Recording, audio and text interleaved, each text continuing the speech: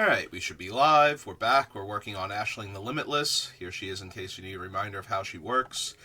And we are at 130 cards, and we had just created the removal sublist down here and removed like 2 or 3 obvious cards that just weren't going to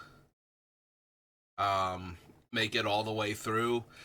But there is a ton of removal down here. We have 1, 2, 3, 4, 5, 6, 7, 8, 9, 10, 11, 12, 13, 14, 15, 16, 17, 18, 19, 20, 21, 22, 23, 24, 25, 26, 27. We have 27 cards. Now, granted, some of them are elementals and therefore would make it into the deck anyway, but that is over a third of the available spell slots are just removal spells, and that's not going to work too well for the deck, so we need to remove a bunch of them from this list. Let's see.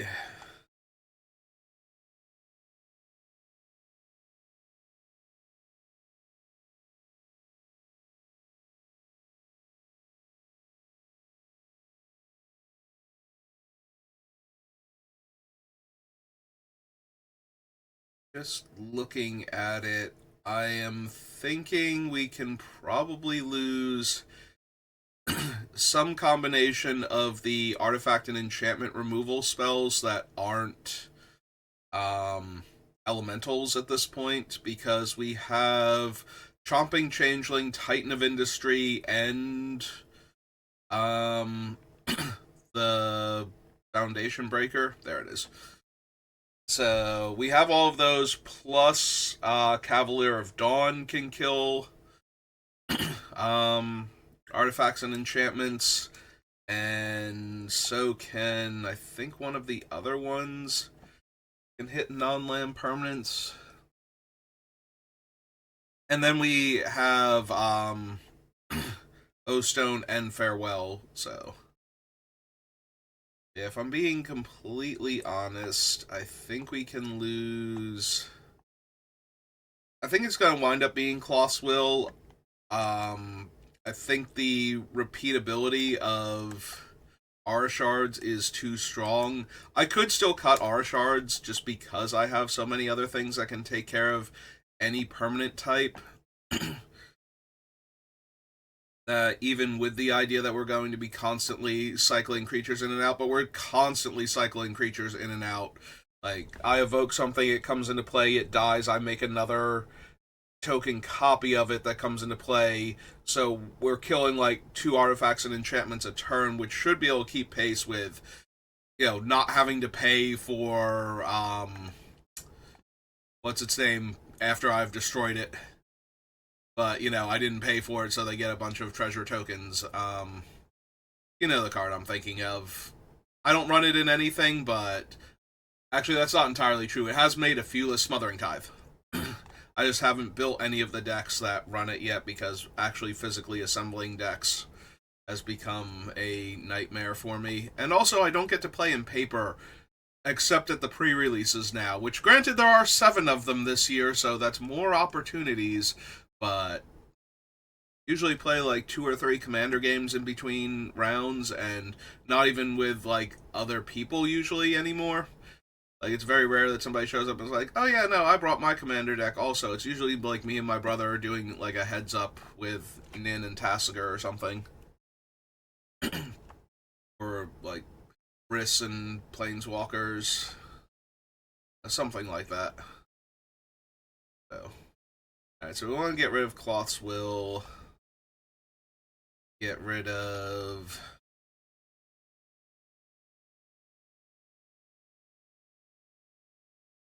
So on the one hand, we're very good at killing creatures with what we have. On the other hand, it's still nice to be able to reach out and kill something rather than, like, if there's a Mother of Machines on the other side of the table, I need to be able to kill it with a removal spell that does not require a creature coming into play to do it. So,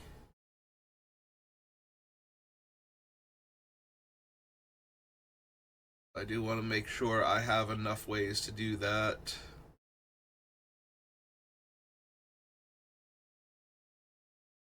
I am thinking, though, that given all of the other things I have that are slightly better than it, I probably lose Anguished Unmaking and maybe Assassin's Trophy. I definitely think we can lose Anguished. Assassin's Trophy is more mana efficient, but I have so many things that can kill I mean, Assassin's Trophy can kill a land, which is sometimes helpful. Like, we do not have room for Strip Mine or Wasteland with this mana base. So, a problematic utility land that is killing us is still a problem, but we do have enough stuff that can get around almost anything else. And technically, we still have Casualties of War, which can kill a land. So, yeah, nothing else can kill a land specifically, right? Unless it's been turned into something else, yeah. Even Nevermaker, which is old enough that they used to allow it to hit lands more. They used to allow effects like this to hit lands more consistently, doesn't hit lands, so. Alright, we can definitely lose those three, but I feel like I still need to cut a few more. Like, this list is far too stacked.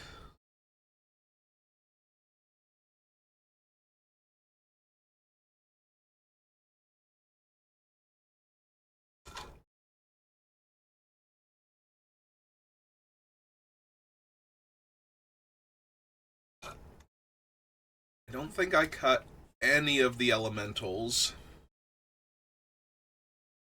Like, I want to make sure I have enough elementals that I'm constantly doing something with our commander. So, I think I cut non-elemental spells first.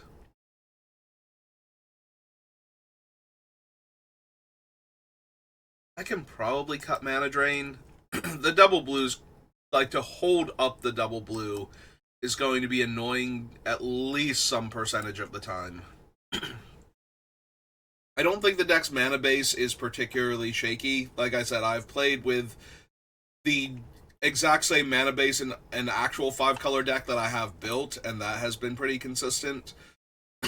Also, the colors were never an issue with Ashling in the Brawl version, where we just substitute the original 10 duels for the 10 tri-lands. It was more along the lines of I did not have access to certain ramp spells and therefore could not consistently hit my 4th or 5th mana in its entirety rather than, being color screwed at any point in time. So, I do believe the mana base is solid and I don't have to worry about that. But holding up 2 blue means that lands that produce blue and other colors just need like so much more mental focus to make sure I don't tap out of them and to make sure I'm getting the lands that will provide me with mana while still allowing, if I draw a mana drain, to be able to cast it. That's one of the things I like about an Offer You Can't Refuse is that single blue mana to counter any non-creature spell. Also, I do not actually have Fierce Guardianship on this list, and that is also a piece of interaction that should probably be down here. Yeah, less so. I mean, technically, the Swat Away or whatever. Oh god, what is the red one called?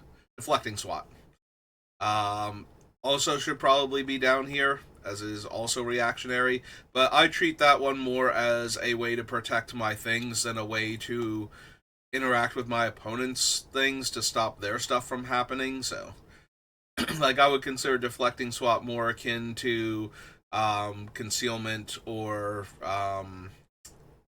flawless maneuver at that point, where we're trying to not let them interact with our stuff more so than that I care that I get to mess with their stuff now by deflecting it back at them or towards a different player.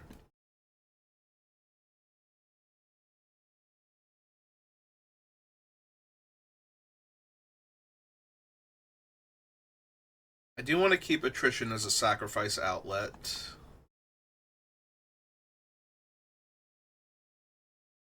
I suppose it is possible I cut an elemental from this list, but I really don't want to.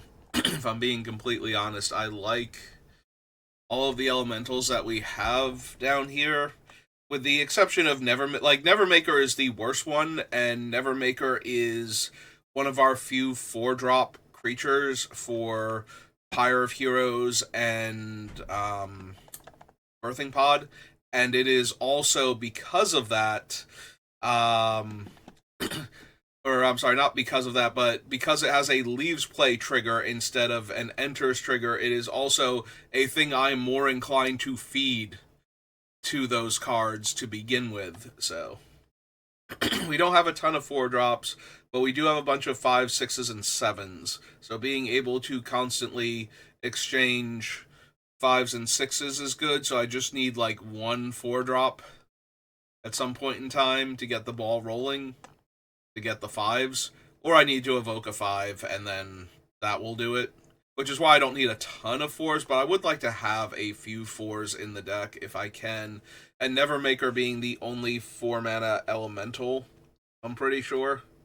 I could be wrong about that, but I feel like when we were looking at the list before and trying to figure out casting costs, there were almost no 4-drop creatures in the entire deck. And I do need them to be elementals for the Pyre of Heroes because it needs to match the creature type that I'm searching for. So I need either an elemental or a changeling.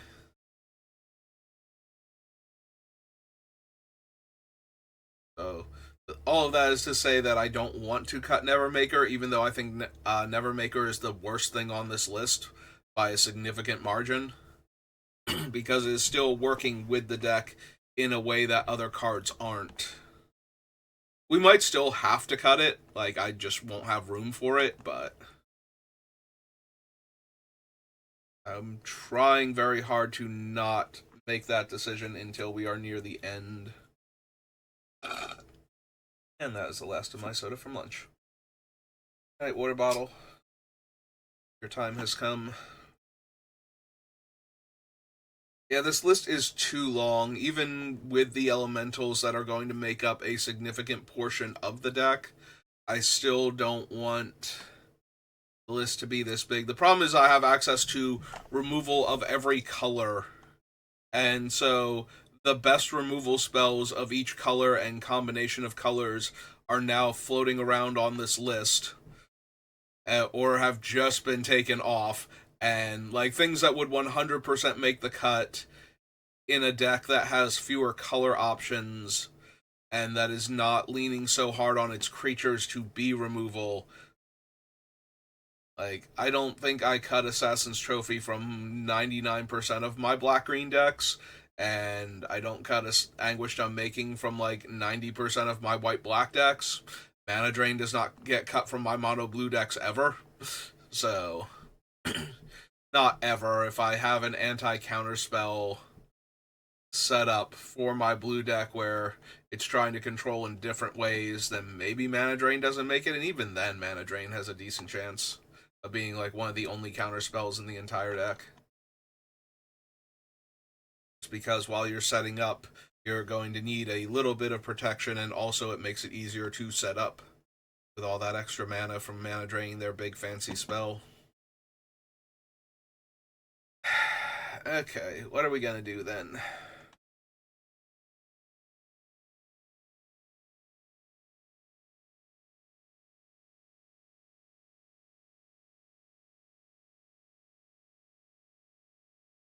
Martyr's Bond is primarily a Dictate of Erebos in this deck.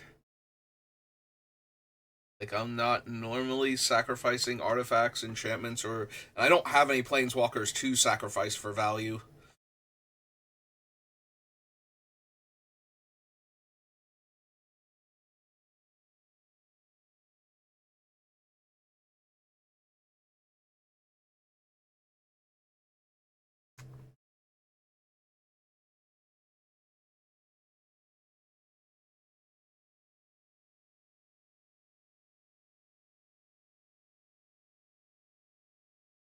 Like, maybe with Solitude in the deck and a bunch of other creature removal, maybe I don't need Path to Exile and Swords. Maybe we can get by with just one of them. And obviously it's Swords, because life total almost never matters compared to having access to more mana. Sometimes having access to more mana also doesn't super matter, but it's still one less land they can draw when they didn't want land. And in all other situations, they wanted land, so. Whereas extra life is usually unimportant. Like, if you're already winning, you're going to kill them eventually. It only matters if it actually is the difference between them living and dying on a specific turn and they manage to draw out of it because they got that last turn. That is the only time extra life actually matters. And it comes up so rarely. Especially in Commander, where you usually overkill your opponent by a significant amount. Like, I almost never kill anybody exactly in a game of Commander, I feel like. It is usually. Like, usually by the time I have gotten to the point where I can win, I can kill you regardless of your life total. So, we start with these 5, and then we'll figure it out from there. So let's get cloths.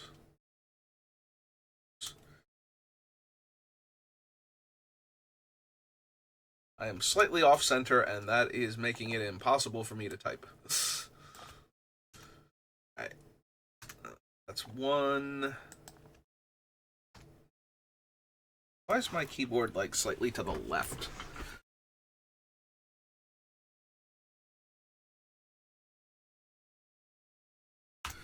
It's 2. It's 3. F is 4.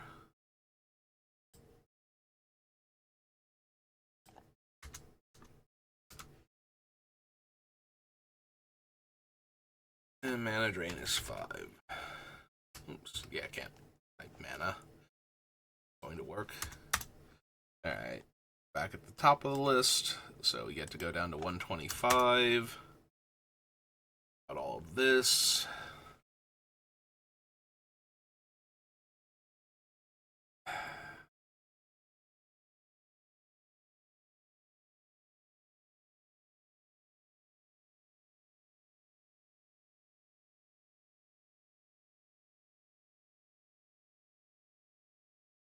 Yeah, we probably don't need Enlightened Tutor, if I'm being completely honest. Like, I think we have enough other ways to go find our combo pieces when we need to combo.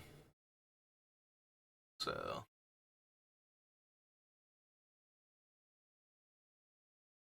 Yeah, Demonic and Vampiric are enough, I think.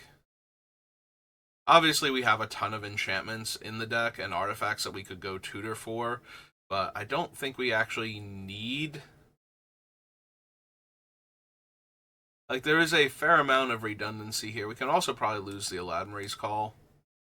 Like, I probably needed more ways to tutor for artifacts and enchantments than I do creatures with what I have. So. Now, granted, it is a creature-heavy toolbox deck, but I also have Survival of the Fittest, so. In addition to the black tutors, so I don't think we need Aladmary's Call. It's a fine card. A lot of things on this list are fine cards, but I don't think I need all of them. Cryptic Gateway. I keep looking at Cryptic Gateway, and then I remember it's like, if I have Ashling and 2 elementals in my hand, I evoke the one and then use Ashling and the evoked elemental to put the other one directly into play. And that way I get to keep the other one until I want to sacrifice it to something else. That's just a bit too strong, I think.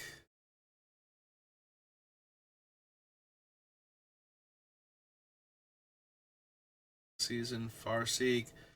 We might lose forays. The upside to forays, though, is that we get to pull almost all of the land out of the deck very quickly once it's in play. The downside is that we get to pull all of the land out of the deck quickly once it's in play, and that makes shuffling the deck back up a little bit of a nightmare.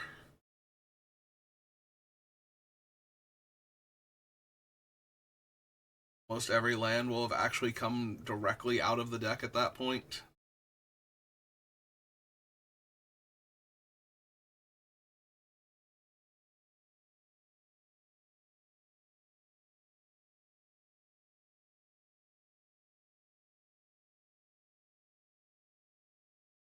I still think it's strong enough to consider, though.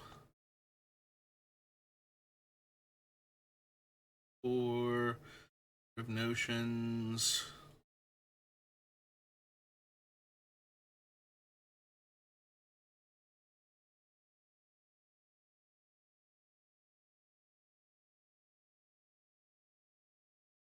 It'd be the Banneret.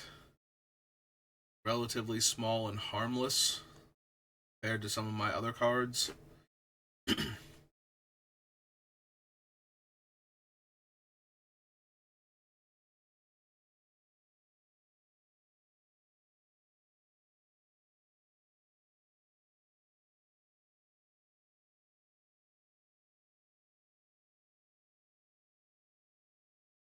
Could be Athreos. I do like the ability to get back my stuff, or add an extra 3 points of damage to all of my things dying. Like, both are relatively fine. But it is a non-elemental, and I do have ways to get my stuff back. I don't know if I have enough ways to get my stuff back, but this one isn't guaranteed. I do like the idea of it, but we can cut it. Also, I think we have enough card draw that is like baked into my elementals and whatnot that I don't necessarily need dig through time. Completely honest. All right, Green Warden of Marasa also gets stuff back. I was thinking of Grave Shifter, but the Green Warden also gets things back. So Session, Casualty War, Spawn Ancient, Lutri.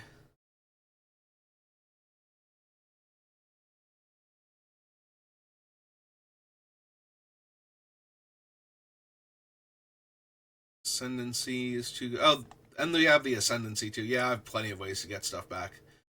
Do not need Athreos at all then. I don't need the One Ring. I have enough other stuff going on. We can probably ditch it. Same reasoning as Dig Through Time. More powerful, but ultimately unnecessary.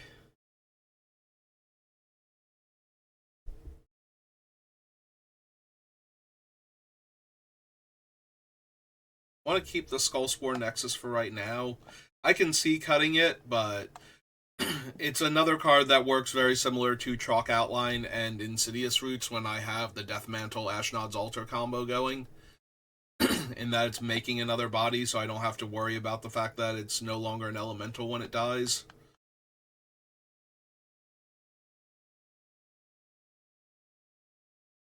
Caretaker's Talent for right now. We might be able to just lose the green shell. I'm gonna double check like all the power and toughness on my creatures, but I'm pretty sure I can just lose the green shell at this point. Like, it's not doing anywhere near enough.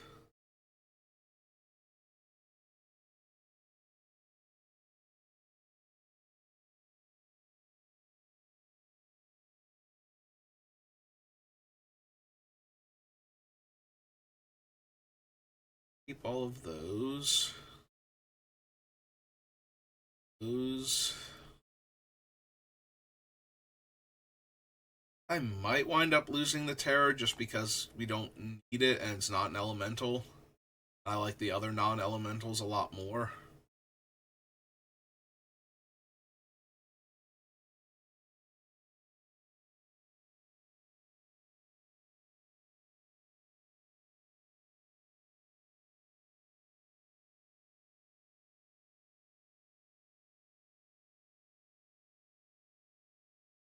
Keep those. Want to keep those. Echoes is good. I can probably lose from the rubble. We have enough other ways to recur our stuff. I don't need enchantment.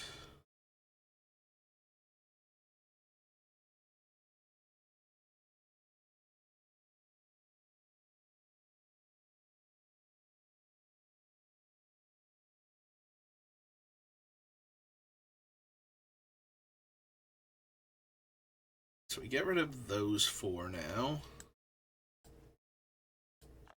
Brings us down to 119. Continue to make progress. Alright. Power and toughness on creatures. How many of them actually trigger Great Shell at this point?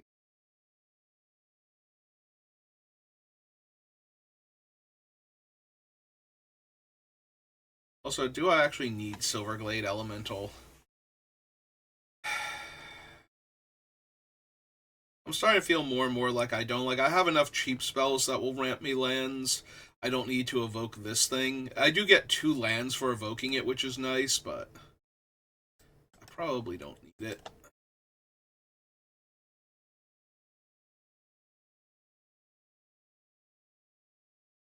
Those are creatures still. Unsurprisingly, this was like one of the first creatures that I came across because creatures used to be way worse in Magic, and then they got exponentially better over the years, whereas spells used to be absolutely insane, and spells have been getting not worse, but um, the ceiling was very high way back when, and then they kind of toned the power level down, and things have been more or less around the same area. Like, obviously, we still get spells that are worth putting in decks because we have a ton of them on the list, but it used to be that only the spells were really going to make a commander deck that has, all of the options in the game, with like the exception of like maybe like 5 or 10 creatures. The good old days before creatures just started being amazing all the time. All right. So now that we're finally getting into creatures, um, we have none so far that trigger it. Like, we have a 3/2 there. That doesn't work.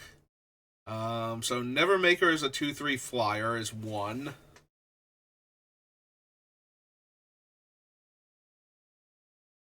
The 3/2.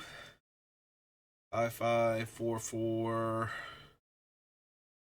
Okay, this is a 5/5. 5/4, 5/5. What did I say before? We had 2. It was Nevermaker and like something else.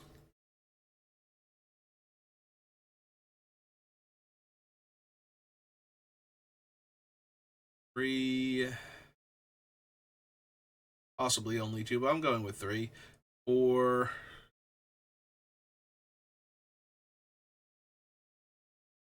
5. The Great Shell itself is 6.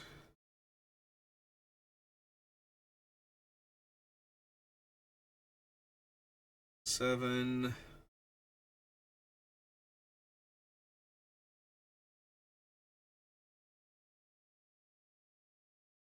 8. 9.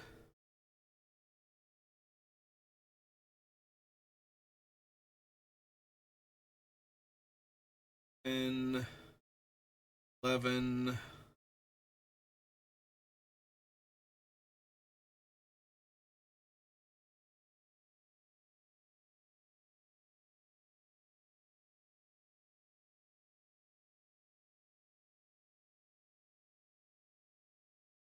'Ashling herself is 12 if she's not already in play. And that's it. I think we can lose the Great Show.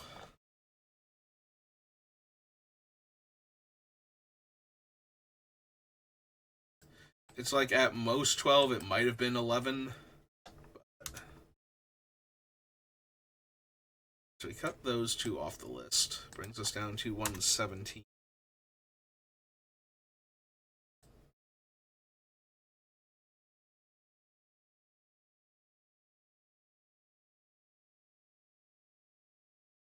Living Lightning is fine. I don't know that I necessarily need Living Lightning to regrow one of my instants or sorceries. We do have a bunch of really powerful ones as far as our removal package goes. That is almost entirely what our instants and sorceries are. If we have any on the list that are just there for value, like we are either removal or protecting our stuff. That being said, do I actually need it? I do kind of want it. The fact that I'll be able to rebuy two things most of the time is also really strong. From Wanderer, Master Multiplied.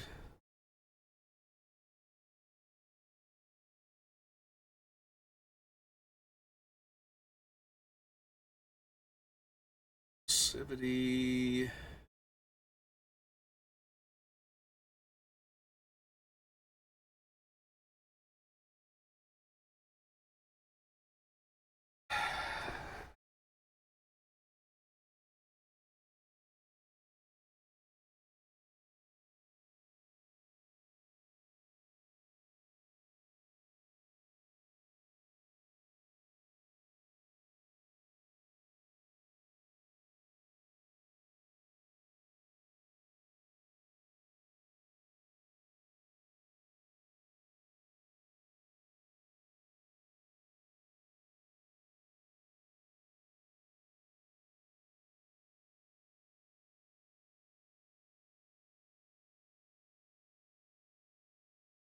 I wonder if we can cut Molten Echoes because it's just another, like, if we don't have doubling season effects out, then it makes an additional token for me casting my creature and no additional tokens for the token copy that we're making off of Ashling after evoking it. So, but if we do have the doubling season effect in play, then we get, two tokens for casting it and two tokens for Ashling and so on.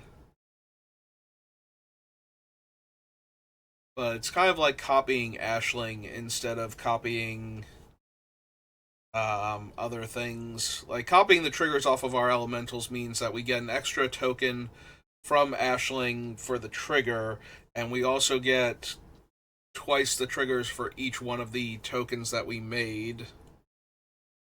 So copying the triggered abilities is usually a bit stronger than copying the elemental itself. But we can also make more token copies. I don't know. It's one of those ones that gets stronger by itself. It's kind of like a doubling season, but once you combine it with the other doubling seasons, it gets way, way better. So,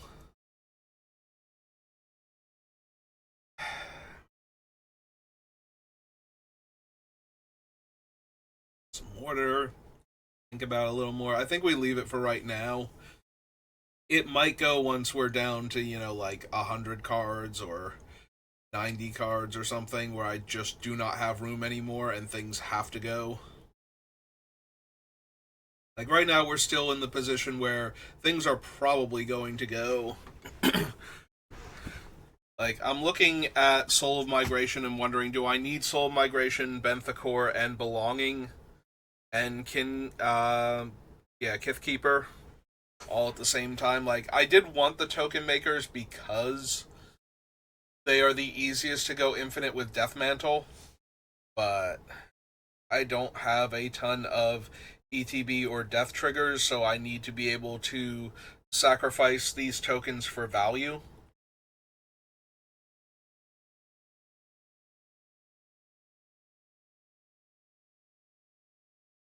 So that way, when I go infinite, I can actually do something with them. And I should have enough different ways to do that, though.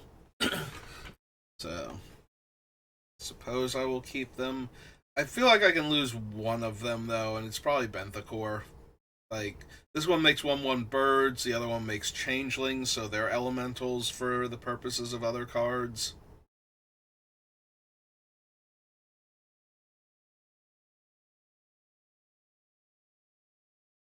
It could still be Terror of the Peaks. We have other ways to turn our things into damage. Mostly Goblin Bombardment. But I think I'm more inclined to cut the Terror than the Goblin Bombardment, so.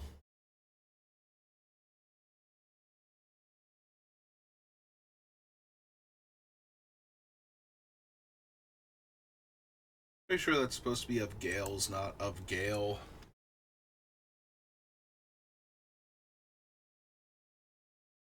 It's Twin Flame Travelers, Shine Striker, Pith Keeper, Gathering Stone, Flame Braider, Airdew. There is a part of me that wants to get rid of the Champion of the Path because it's so bad if it gets countered. Just exiling one of my things forever. It's okay otherwise. The other thing is that I can champion potentially one of my token elementals. So that way, even if it does get countered, wow, I stuttered there. Even if it does get countered, I'm still not out an actual card at that point. In addition to the champion.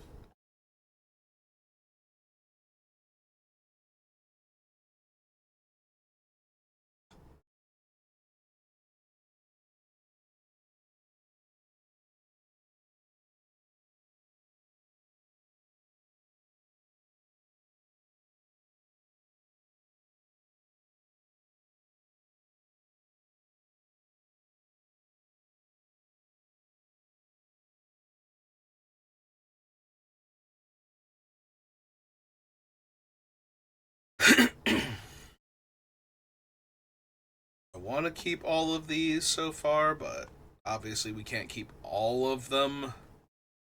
So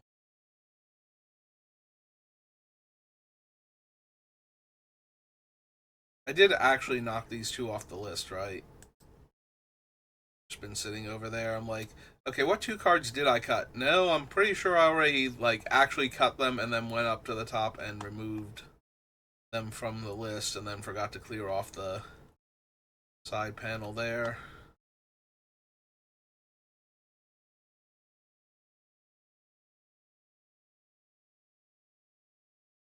Zendikar, Royal Elemental. That's true. I have the Avenger too. Can almost definitely lose Benthacor. Just as the least impressive one. Being able to gain Shroud and otherwise just being a ground 5/5 with two 1/1s with non relevant creature types on top of that. Seems like I do not need.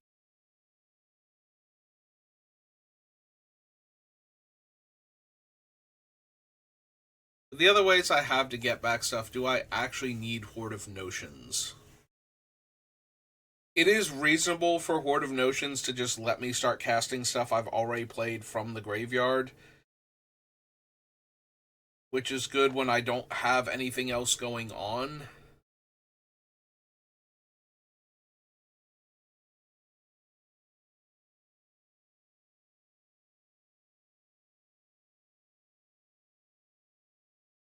But I probably don't need it.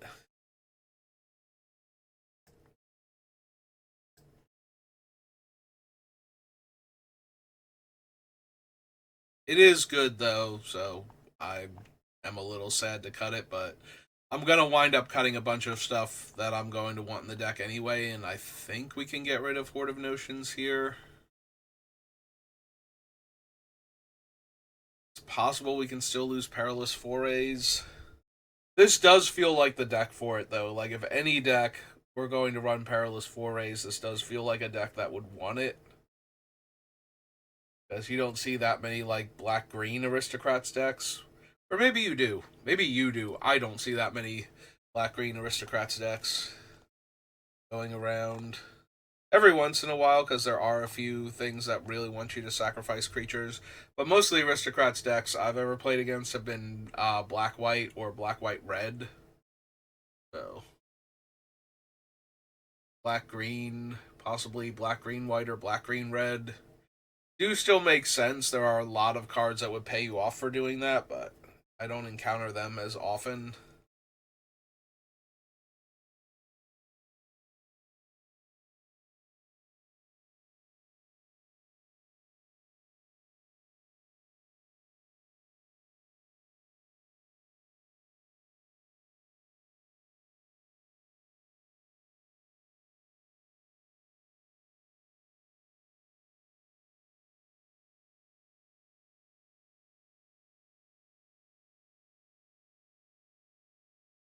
So we get rid of those two. Down to 115. Gotta be honest, I'm not even sure what sublist I make next to help me out here. Like, Elementals is just going to be huge. It would let me see all of the Elementals together. See what I have to work with.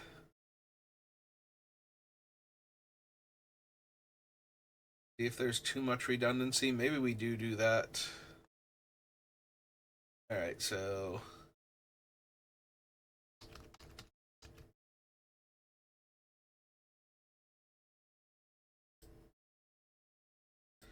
Alright. All of you. All of you.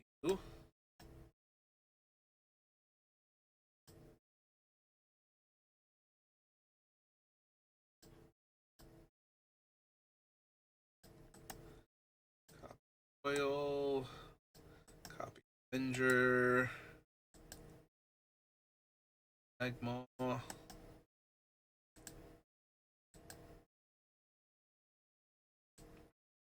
Omnath,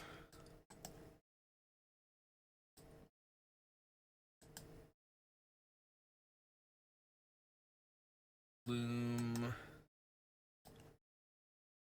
3,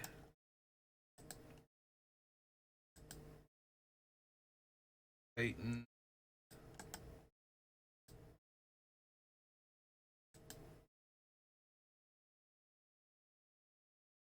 Beza, Mouth and Maha.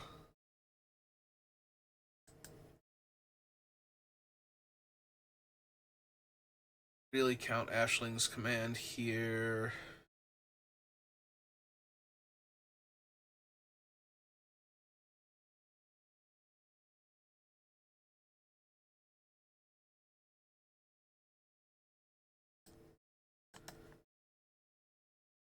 Grab you guys.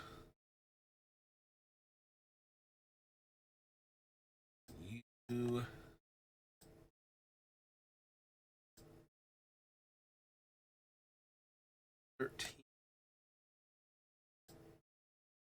Oh, I don't have Yarok's creature type here. I forget if it's a horror also. Definitely an elemental though.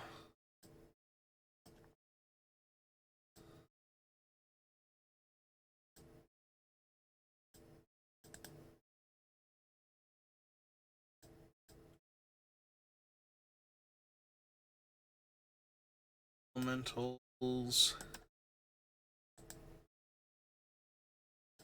This is the Null Drifter.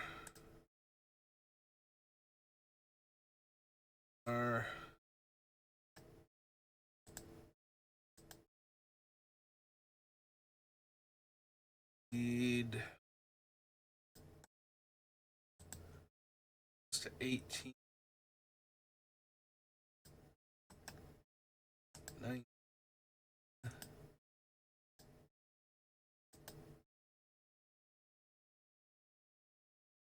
20, 20.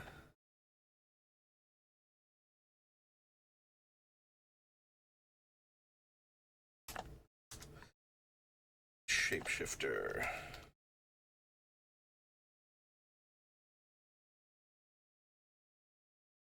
So good. Vanity 4, but okay. 2, 3. No, we scooped up the Chomping Changeling. Graveshifter should be. Wait, 4? It's the last shapeshifter, or is it? So, oh, Chomping Changeling is lower on the list. Okay. Alright, so this is literally every elemental in the deck. They are the key focus. I need to make sure I have like a full list of them. There we go. Mirror Entity. And get that off the list. Then we come down here.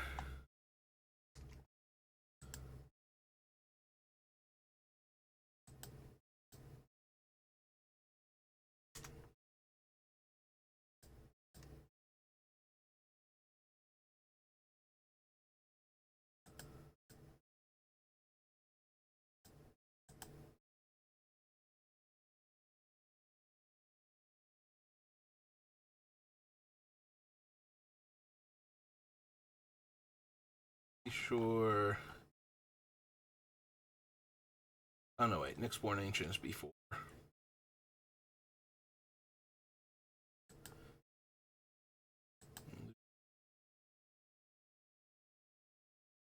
Then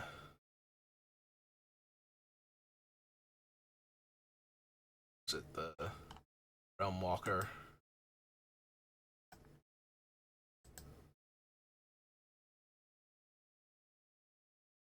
Let's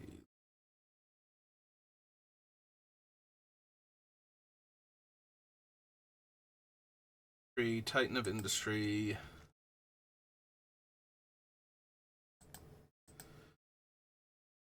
And